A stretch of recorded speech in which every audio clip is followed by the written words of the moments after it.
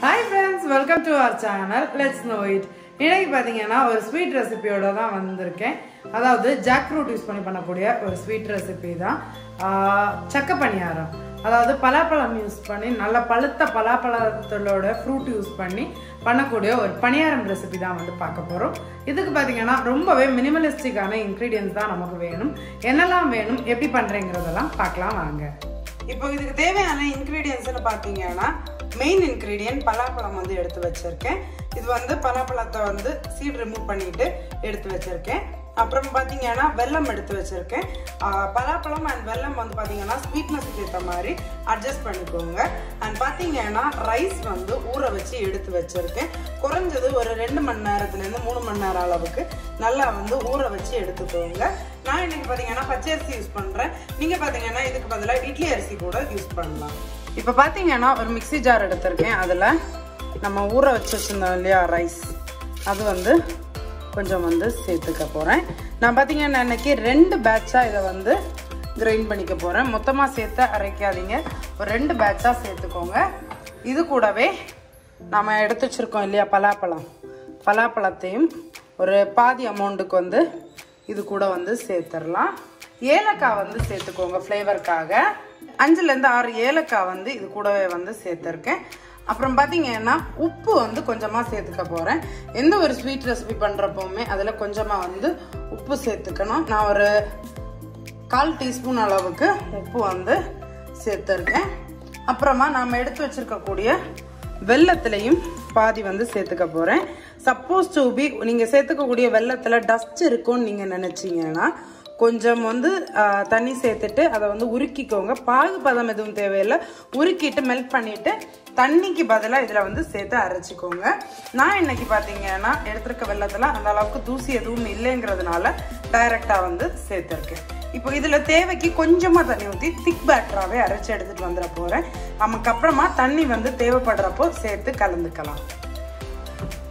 இப்போ பார்த்தீங்கன்னா நான் வந்து நல்லா ஒரு பேட்டராக அரைச்சி எடுத்துகிட்டு வந்துட்டேன். உங்களுக்கு மெஷர்மெண்ட் சொல்கிறதுக்கு விட்டு போயிட்டேன். அதாவது 1 கப் அளவுக்கு அரிசி எடுத்துருக்கிறீங்கன்னா 1.5 கப் அளவுக்கு வரைக்கும் நீங்கள் வந்து பலாப்பழம் வந்து யூஸ் பண்ணிக்கலாம். அப்புறமா சர்க்கரை வந்து ஒரு 1/4 கப் அளவுக்கு சேர்த்துக்கோங்க. நல்லாவே ஸ்வீட்னஸ் இருக்கக்கூடிய பலாப்பழம்னா நான் சொல்லியிருக்க இந்த மெஷர் வந்து கரெக்டாக இருக்கும். அப்படி இல்லை அப்படின்னா உங்களுக்கு ஸ்வீட்னஸ் கொஞ்சம் எக்ஸ்ட்ரா வேணும்னா சர்க்கரையோடைய அளவு வந்து நீங்கள் கூட்டிக்கலாம். சர்க்கரை, வெல்லம், இல்லை நீங்கள் ஒயிட் சுகர் கூட சேர்க்கலாம். பட் ஒயிட் சுகரோட வெல்லத்தோட டேஸ்ட் தான் பணியாரத்துக்கு சூப்பராக இருக்கும். ஸோ பேட்டரோட கன்சிஸ்டன்சி பார்த்தீங்களா, இந்த மாதிரி ஒரு ஃப்ளோயி கன்சிஸ்டன்சியில் இருக்கணும். ரொம்பவும் தண்ணியாக இருக்கக்கூடாது, ரொம்பவும் திக்காக இருக்கக்கூடாது. கிட்டத்தட்ட ஒரு தோசை மாவு பதத்துக்கே இருக்கணும். இதுதான் கரெக்டான கன்சிஸ்டன்சி. இப்போ பார்த்தீங்கன்னா நான் உங்களுக்கு சொன்ன மெஷரில் டபுள் த குவான்டிட்டி வந்து நான் இன்னைக்கு எடுத்திருக்கேன். பார்த்தீங்கன்னா 2 கப் அளவு அரிசியில் நான் இன்னைக்கு வந்து இந்த மாவு வந்து ரெடி பண்ணி வச்சுருக்கேன். நான் வந்து இன்னைக்கு இதை வந்து நெய்யில் தான் ஃப்ரை பண்ண போகிறேன். குழிப்பணியார கல்லில் வந்து ஃப்ரை பண்ணி எடுத்துக்க போகிறேன். இந்த மாவு பார்த்தீங்கன்னா ஃபெர்மெண்ட் ஆக வைக்கணுமான்னு கேட்டால் வேண்டாம். ஒரு 4 மணி நேரம் அளவுக்கு ஊற வச்சுட்டு நீங்கள் ரைஸில் அரைச்சிக்கிட்டீங்கனாலே கரெக்டாக இருக்கும். மினிமம் 2 hours, மேக்ஸிமம் 4 hours வந்து நல்லா ஊற வச்ச அரிசியில் நீங்கள் வந்து டைரெக்டாக வந்து மாவு ரெடி பண்ண உடனே பண்ணுறதுக்கு ஸ்டார்ட் பண்ணிடலாம். இந்த மாதிரி மாவு ரெடி பண்ண உடனே லைட்டாக டேஸ்ட் பார்த்துக்கோங்க. சப்போஸ் டு பி உங்களுக்கு வந்து ஸ்வீட்னஸ் கம்மியாக இருக்கிற மாதிரி இருக்குன்னா இதில் எக்ஸ்ட்ரா வந்து நீங்கள் வந்து வெல்லம் இல்லைன்னா சுகர் வந்து சேர்த்துக்கலாம். நான் அதனால தான் சொன்னேன் திக்காக அரைச்சிட்டு அப்புறமா செக் பண்ணிவிட்டு சேர்த்துக்கோங்க. நீங்கள் வெல்லம் சேர்க்குறப்போ அப்படியே சேர்க்க முடியாது, அதை மெல்ட் பண்ணிட்டு தான் சேர்க்குற மாதிரி இருக்கும். ஏன்னா அரைச்சி எடுத்த அப்புறமா சேர்க்குறப்போ மெல்ட் பண்ணிட்டு தான் சேர்க்கணும். நான் இன்னைக்கு சொன்ன மெஷர் வந்து கரெக்டாக இருக்குது. எனக்கு ஸ்வீட்னஸ் எல்லாமே பக்காவாக இருக்குது. ஸோ நான் இதில் வந்து இனி பணியாரம் சுடுறதுக்கு வந்து ஸ்டார்ட் பண்ணிட போகிறேன். கல் வந்து நல்லா சூடாயிடுச்சு. எல்லாத்துலேயும் கொஞ்சம் நெய் வந்து இந்த மாதிரி தேய்ச்சிக்கலாம். நிறைய சேர்க்கணும்னு இல்லை, நான் யூஸ் பண்ணுறது நான்ஸ்டிக் பணியாரக்கல். ஸோ ஜஸ்ட் இந்த மாதிரி க்ரீஸ் பண்ணிங்கனாலே போதுமாக இருக்கும். ரொம்ப நிறைய சேர்க்கணுங்கிற அவசியம் இல்லை.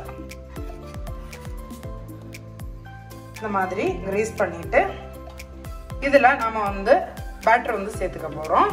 ஃப்ளேம் பார்த்தீங்கன்னா நல்லா லோவில் வச்சுட்டு மாவை நல்லா கலந்துட்டு கொஞ்சம் கொஞ்சமாக வந்து சேர்த்துக்கோங்க.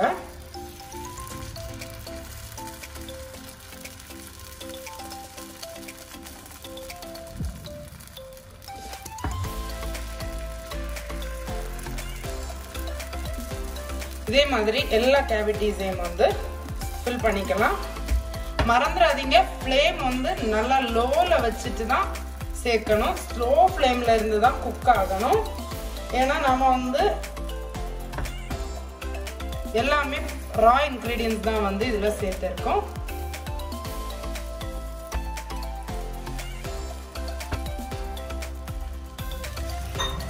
மேக்ஸிமம் சென்டரில் இருக்கிற கேவிட்டியில் லாஸ்ட்டாக சேர்த்துக்கோங்க. அண்ட் ஏதாவது ஒரு லிட் எடுத்துட்டு ஜஸ்ட் வந்து கவர் பண்ணி வைங்க. ஸோ அது குக் ஆகிறதுக்கு இன்னும் வந்து ஹெல்ப் பண்ணும். ஃபாஸ்ட்டாக வந்து குக் ஆகிறதுக்கும் அந்த ஸ்டீம் உள்ளே இருந்து குக் ஆகிறதுக்கும் ஹெல்ப் பண்ணும். ஃப்ளேமை நல்லா லோவில் வச்சுட்டு அந்த கீலே ஸ்லோவாக வந்து குக் ஆகிடட்டும். ஒரு 2லேருந்து 3 நிமிஷம் ஒரு சைடு வந்து குக் பண்ணிக்கோங்க. இப்போ பார்த்தீங்கன்னா ஒரு 2 நிமிஷம் ஆயிடுச்சு. பார்க்குறப்போ தெரியுதா நல்லா வந்து கலர் வந்திருக்கு. ஸோ ஜஸ்ட் வந்து இந்த மாதிரி டர்ன் பண்ணி விட்டுக்கலாம். இதே மாதிரியே எல்லா பணியாரத்தையும் டர்ன் பண்ணி விட்டுறலாம். இந்த மாதிரி டர்ன் பண்ணி விட்ட அப்புறமா ஒரு 1 நிமிஷத்துலேருந்து 1.5 நிமிஷம் குக் ஆனாலே போதுமா இருக்கும்.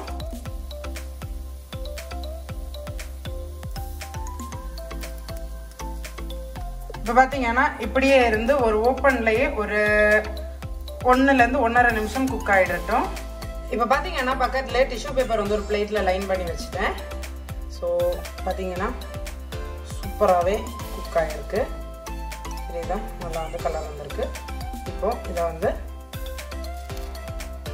எடுத்துடலாம். எல்லா பணியாரத்தையும் பிளேட்டுக்கு ட்ரான்ஸ்ஃபர் பண்ணிடலாம்.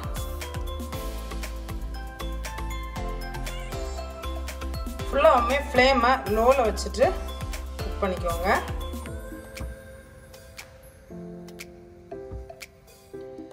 பார்த்தீங்கன்னா ஒரு டிஷ்யூ பேப்பர் லைன் பண்ண பிளேட்டில் எடுத்து வச்சுருக்கேன். இதே மாதிரியே சேம் ப்ரொசீஜர் லைட்டாக நெய் வந்து க்ரீஸ் பண்ணிவிட்டு இதில் வந்து மாவு சேர்த்துட்டு எல்லாத்தையுமே ஸ்லோ ஃப்ளேமில் வச்சு குக் பண்ணி எடுத்துட போகிறேன். அவ்வளவுதான், நம்மளோட சூப்பரான பணியாரம் எல்லாம் வந்து ரெடி ஆயிடுச்சு. அதுவும் ஜாக்ஃப்ரூட் பணியாரம் வந்து ரெடி ஆயிடுச்சு. நீங்களும் மறக்காம இந்த ஜாக்ஃப்ரூட் பணியாரத்தை உங்க வீட்டில் ட்ரை பண்ணி பாருங்க. ட்ரை பண்ணி பார்த்துட்டு எப்படி இருந்துச்சுன்னு உங்க ஃபீட்பேக் கமெண்ட்ஸ்ல சொல்றதுக்கு மறந்துடாதீங்க. பார்த்தீங்கன்னா ஒன்னொன்னும் நல்லா பார்த்தீங்கன்னா நல்ல சாஃப்ட் அண்ட் ஸ்பஞ்சியா வந்திருக்கு. ஸோ ட்ரை பண்ணி பார்த்துட்டு ஃபோட்டோஸ் எடுத்தீங்கன்னா இன்ஸ்டாகிராமில் என்னை டேக் பண்ணுங்கள். நான் இன்ஸ்டாகிராமில் டேக் பண்ணுறப்போ அந்த ஃபோட்டோஸ் எல்லாமே நானும் பார்ப்பேன். ஸோ நம்மளோட சேனலுக்கு நீங்கள் இது வரைக்கும் சப்ஸ்கிரைப் பண்ணலான்னா மறக்காமல் சப்ஸ்கிரைப் பண்ணிக்கோங்க. அப்போ தான் நான் ரெகுலராக போஸ்ட் பண்ணுற வீடியோஸோட அப்டேட் உங்களுக்கு வரும். அண்ட் பார்த்தீங்கன்னா நம்மளை இன்ஸ்டாகிராமில் நீங்கள் ஃபாலோ பண்ணலன்னா ரெகுலர் அப்டேட்ஸ்க்காக இன்ஸ்டாகிராம்லேயும் ஃபாலோ பண்ணிக்கோங்க. நம்ம இன்ஸ்டாகிராம்லேயும் ஆக்டிவ்ல இருக்கோம். That's it friends. சீக்கிரமாகவே இன்னொரு இன்ட்ரெஸ்டிங்கான அல்லது ஒரு ரெசிபியோட உங்களை மீட் பண்ணுறேன். And this is Shenica. Stay tuned. Bye friends.